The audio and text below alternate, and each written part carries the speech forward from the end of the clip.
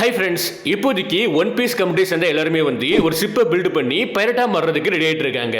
ஏன்னா ரீசெண்டாக ஓடா சென்சை வந்து ஒரு தரமான விஷயத்தை பண்ணி விட்டுருப்பாரு. ஸோ அப்படி என்ன சொல்லி கேட்டிங்கன்னா, ரீசெண்டாக ஒன் பீஸ் சைட்லேருந்து ஒரு வீடியோ ரிலீஸ் ஆயிருக்கும். அந்த வீடியோ ரிலீஸ் ஆனதுக்கு அப்புறம் தான் ஒன் பீஸ் ஃபேன்ஸ் எல்லாருமே இந்த அளவுக்கு ஆக்டிவாக இருக்காங்க.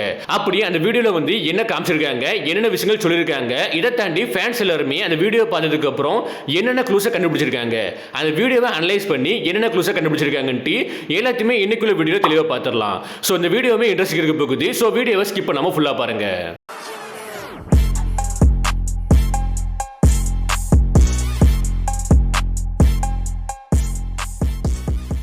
ஸோ ஃபர்ஸ்ட் ஆஃப் ஆல் இந்த வீடியோ வந்து என்ன பர்பஸ்க்காக ரிலீஸ் பண்ணியிருக்காங்கன்னு சொல்லி கேட்டிங்கன்னா, ஒன் பீஸ் மாங்கா வந்து இப்போதைக்கு 600 மில்லியன் காப்பீஸ் வந்து சோல்ட் அவுட் இருக்குது. அதை செலிப்ரேட் பண்ணுறதுக்காண்டி தான் இந்த வீடியோ ரிலீஸ் பண்ணியிருக்காங்க. இப்போ இந்த வீடியோவில் வந்து ஓடா சென்சேயோட அந்த ஸ்டூடியோ ரூமை காமிப்பாங்க. இதை நீங்கள் ஆல்ரெடி பார்த்துருப்பீங்க. ஒரு இருட்டு ரூம் இருக்கும், அந்த ரூமில் ஏகப்பட்ட புக்கு இருக்கும். அதில் வந்து ஓடா சென்சே உட்காந்து ஒன் பீஸை வரைகிற மாதிரி காமிச்சிருப்பாங்க. மாங்கா பேனலை வரைகிற மாதிரி காமிச்சிருப்பாங்கல்ல. ஸோ அதுதான் இப்பவும் நமக்கு காமிக்கிறாங்க. அந்த இடத்துல வந்து ஒரு மாங்கா பேனல் இருக்கும். அதில் யாரெல்லாம் இருப்பாங்கன்னா, ஸ்லாகர்ஸ் எல்லாருமே இருப்பாங்க. அதுக்கப்புறம் வேகா பங்க்ஸுமே இருப்பாங்க. இந்த மாங்கா பேனல் வந்து எக்கட் ஆர்க்கு சம்பந்தப்படுது. இப்போதைக்கு நமக்கு பிப்ரவரி 8 1 மணி போல காமிப்பாங்க.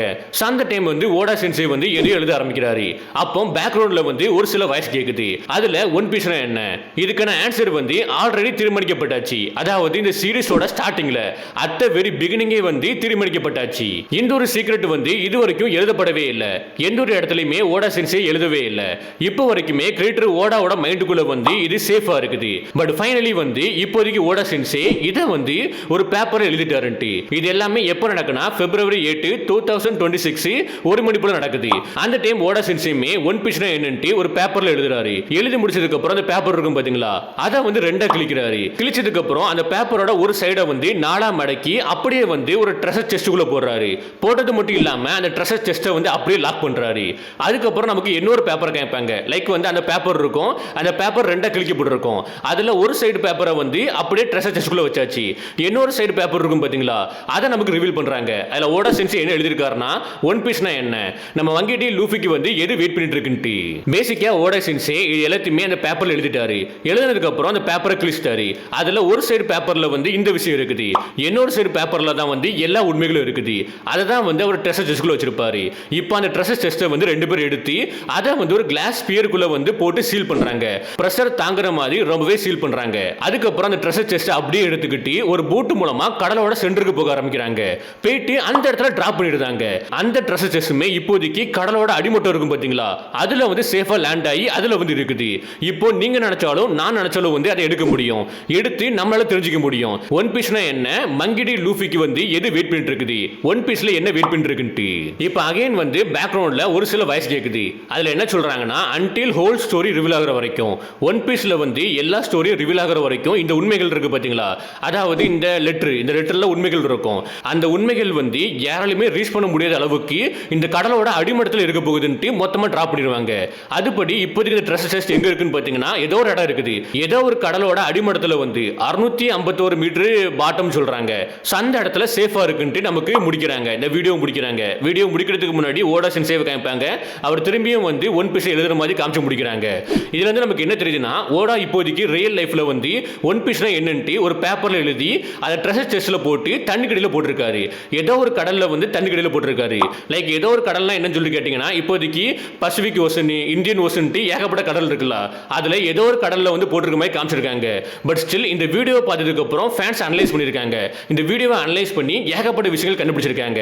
அதுபடி க்ளூ நம்பர் 1, இது கண்டிப்பா வந்து ஜப்பான் கிட்ட இருக்கக்கூடிய கடலா தான் இருக்கணும். ஏன்னா இந்த போட்டு வந்து யாரோட போட்டுன்னு பாத்தீங்கன்னா, ஜப்பானோட கோஸ்டல் காட்ஸோட போட்டு. அதுல இருக்கக்கூடிய ஆட்கள் எல்லாருமே காட்ஸ் தான். ஜப்பான்ல இருக்கக்கூடிய அந்த கடலை பாதுகாக்கக்கூடிய காட்ஸ் தான். அவங்க கிட்ட பெர்மிஷன் வாங்கி அவங்க மூலமா தான் இதை வந்து கடலுக்கடியில் போட்டிருக்க மாதிரி தெரியுது.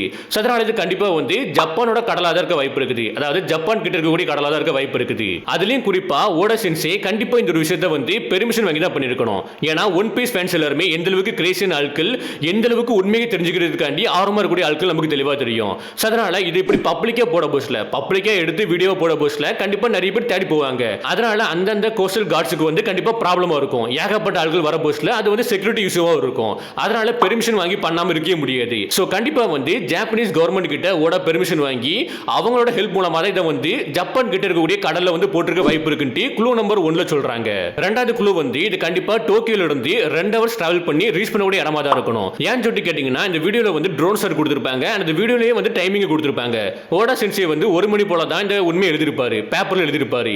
அதுக்கப்புறம் டிராவல் பண்ணி அந்த உண்மையை எடுத்துட்டு ட்ரஸ்ட் பஸ்ல எடுத்துட்டு 4 மணி போல கப்பல் வந்து டெஸ்டினேஷன் ரீச் பண்ணிருக்கும். சோ டோக்கியோல இருந்து ஒரு 30 கிலோமீட்டர் 50 கிலோமீட்டர் ரேஞ்சில தான் இந்த இடம் இருக்கணும். அதாவது லைக் 1 ஹவர்ஸ் இல்லனா 2 ஹவர்ஸ் டிராவல் பண்ணி போகக்கூடிய இடமா தான் இருக்கணும். அதுக்கப்புறம் க்ளூ நம்பர் 3 இந்த ட்ரெஷர் பாக்ஸை வந்து 651 மீட்டர் பாட்டம்ல வச்சிருப்பாங்க, கடலோட அடிமட்டத்தில் வச்சிருப்பாங்க.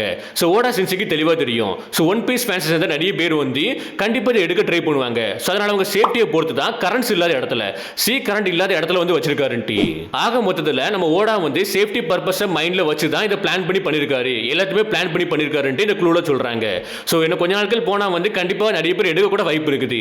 ஐசோ ஸ்பீடு கூட லாஸ்டா போட்ட லைவ்ல வந்து நான் எடுக்க போறேன்னு சொல்லிருப்பாரு நினைக்கிறேன். அண்ட் நீங்க நினைச்சா கூட வந்து ஒரு ஷிப்பை பில்ட் பண்ணி நீங்களே வந்து தேடி போகலாம்.